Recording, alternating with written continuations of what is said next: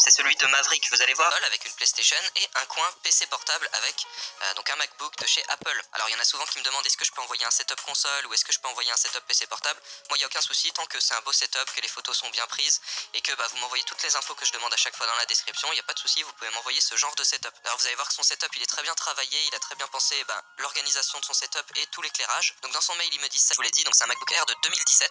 Pour son coin console, il a une PS4 V2 qu'il a branché sur son écran Polaroid de 32 pouces, c'est un écran 1080p, donc Full HD 1920 par 1080, avec un taux de rafraîchissement de 60 Hz. Il a deux manettes, une noire et une bleue. Il a placé son setup console sur un meuble de chez Ikea, c'est un meuble Malm noir avec 8 cases. Du côté de son PC portable, il a placé sur le bureau donc un micro, c'est le Rode NT USB. Sa souris c'est la Logitech MX Master 2S. Il a un tapis de souris de la marque Exco qui a coûté 13 euros. Il a aussi un petit ventilateur de la marque iPrance. Il a un Google Home Mini, un casque JBL pour la musique et les vidéos et un deuxième casque, c'est le HyperX Cloud Alpha qu'il utilise pour jouer. À côté de ça, il a aussi une lampe d'ambiance de la marque Oki, c'est une belle lampe que je vous avais déjà présentée en vidéo. Elle coûte pas très cher et ça fait des belles couleurs, ça permet de rendre un setup beaucoup plus joli je trouve. Son téléphone c'est le Samsung Galaxy S9, il utilise le Philips Hugo et des ampoules Philips qui contrôle avec son Google Home Mini. Il a un stabilisateur, c'est le Zhiyun Smooth 4, c'est un stabilisateur sur lequel on peut placer son téléphone et ça permet de faire des plans en vidéo qui sont très fluides. Et enfin pour conclure avec son setup, il a un siège qu'il a acheté chez Fly et il a 3 posters. Donc il a un poster American Nightmare 3, un poster de The Walking Dead et un poster des Gardiens de la Galaxie 2. Donc voilà, c'est un setup plutôt simple mais très épuré, très bien pensé, le cable management est assez bon. Il a fixé tous ses câbles sous son bureau pour pas que ça se voit trop. Donc voilà, moi je trouve c'est nickel, ça rend super bien et puis l'éclairage est très bien pensé. Alors Valentin, je vous ai partagé une photo de son cable management la semaine dernière sur Instagram, vous êtes presque 1000 à avoir liké la photo. Donc à mon avis vous avez aimé. D'ailleurs ceux qui me suivent pas encore sur Instagram, vous avez le lien juste en bas dans la description, n'hésitez pas à aller faire un petit tour. En général je partage un petit peu à l'avance les setups qu'il y aura dans l'émission suivante. Donc Valentin, qu'est-ce épisode? C'est mon premier setup dont je suis vraiment content. Pour commencer, le bureau est fait maison,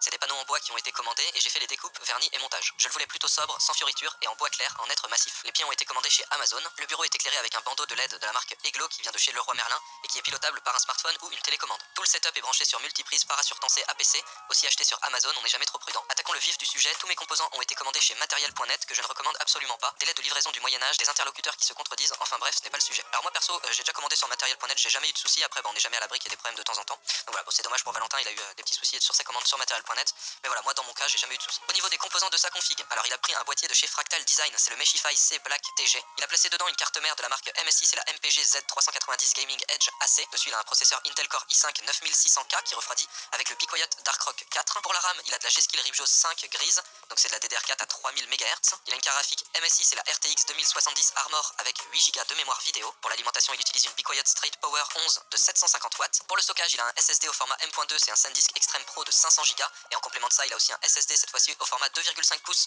donc c'est un SanDisk Extreme Pro de 480 Go. Les deux, il les a achetés sur Amazon. Pour refroidir sa config, il a deux ventilateurs Silent Wings 3 de 140 mm et un de 120 mm. Il a aussi le ventilateur Fractal Design qui était fourni d'origine avec son boîtier et qu'il a rajouté en extraction d'air. Donc il me dit qu'avec ses ventilateurs, tout est silencieux et qu'il y a juste quand il est en train de jouer sans le casque qu'on peut entendre un peu de bruit. Au niveau des périphériques, il a pris un écran Dell, donc c'est un écran de 27 pouces, c'est le Dell S2719DGF qu'il a acheté sur Top Achat. C'est un écran 1440p, donc Quad HD, c'est du 2560 par 1440 avec un taux de rafraîchissement de 144 Hz. Son deuxième écran, il est de la marque BenQ, donc c'est un écran de 27 pouces aussi, c'est le PD2700U. Il l'a acheté chez Photo Spécialiste, c'est un écran 4K 60 Hz qu'il a branché en DisplayPort et qui a une dalle IPS. Donc il me dit qu'il a un très bon calibrage des couleurs dès qu'il est sorti d'usine et qu'il s'en sert principalement pour de la retouche photo et du multimédia. Il a placé ses deux écrans sur un bras de la marque Amazon Basics et il me dit que ça fait très bien le boulot. On continue avec les périphériques avec sa webcam. Sa webcam c'est la Logitech C920 qu'il a acheté sur Amazon. Il a deux casques, il en a un de la marque Sennheiser, c'est le Game Zero, et il a un deuxième casque de meilleure qualité, il me dit, donc c'est le Sony MDR1000 XM3, donc il me dit c'est une vraie tuerie ce casque et il l'a acheté sur Cdiscount. On continue avec les périphériques avec sa manette, donc il a une manette de Xbox qui est rouge qu'il a acheté chez Darty. Il a un tapis de souris de la marque Zowie qu'il a trouvé sur Amazon. Il a une souris de la marque Asus, c'est la Asus ROG Pugio, donc c'est une souris RGB. Il trouve que le design est plutôt cool et que ça fonctionne bien. Pour son clavier, c'est le Corsair K68 RGB avec des switches Cherry MX rouge. Là aussi, il me dit qu'il n'y a rien à dire, que ça fonctionne très bien. Il a un chargeur à induction de la marque Anker qu'il utilise pour recharger son Samsung Galaxy S8. Il a aussi une barre de son de chez Samsung, c'est la HWJ250 qu'il a fixée juste en dessous de son bureau. Alors il me dit qu'elle n'est pas exceptionnelle, mais que pour 100 euros ça fait le boulot et que c'est très bien pour le multimédia,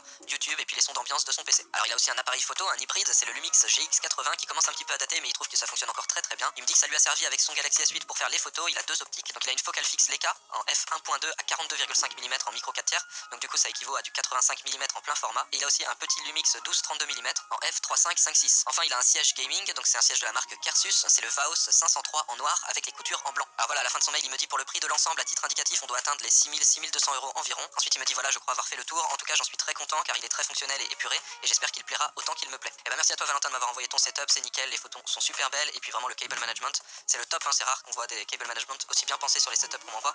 Donc voilà, félicitations.